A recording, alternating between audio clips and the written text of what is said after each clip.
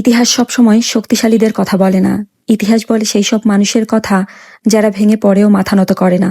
বেগম খালেদা জিয়া, তিনি ১৯৪৫ সালে দিনাজপুরে এক সাধারণ রক্ষণশীল পরিবারে জন্মগ্রহণ করেন। তার শৈশব ও যৌবন কেটেছে একেবারে ঘরোয়া পরিবেশে। এক সময়ের সাধারণ গৃহিণী থেকে ইতিহাস গড়েছেন দৃঢ় মনোবলে। শহীদ রাষ্ট্রপতি জিয়াউর রহমানের সহধর্মিণী হিসেবেই নয়, নিজ যোগ্যতায় তিনি হয়ে ওঠেন এক শক্তিশালী নেতৃত্ব। ১৯৮৪ সালে তিনি বাংলাদেশ জাতীয়তাবাদী দল বিএনপির নেতৃত্ব গ্রহণ করেন। স্বৈরাচার বিরোধী আন্দোলনে তার নেতৃত্ব জনগণের কণ্ঠস্বর হয়ে ওঠে। তার নেতৃত্বই ১৯৯০ সালে স্বৈরাচার পতনের পথ তৈরি করে। ১৯৯১ সালে গণতান্ত্রিক আন্দোলনের বিজয়ের মাধ্যমে তিনি হন বাংলাদেশের প্রথম নারী প্রধানমন্ত্রী। সংসদীয় গণতন্ত্র পুনঃপ্রতিষ্ঠায় তার ভূমিকা ইতিহাসে স্বর্ণাক্ষরে লেখা রয়েছে।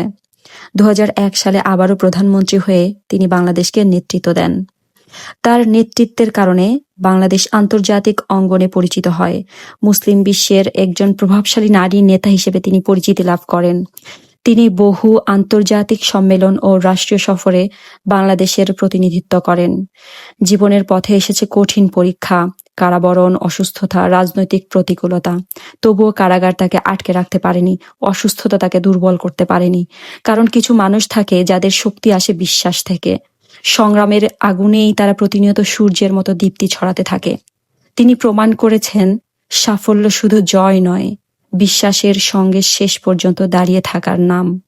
বেগম খালেদা জিয়া শুধু একজন রাজনীতিক নন, তিনি প্রতিরোধের প্রতীক, গণতন্ত্রের কণ্ঠস্বর।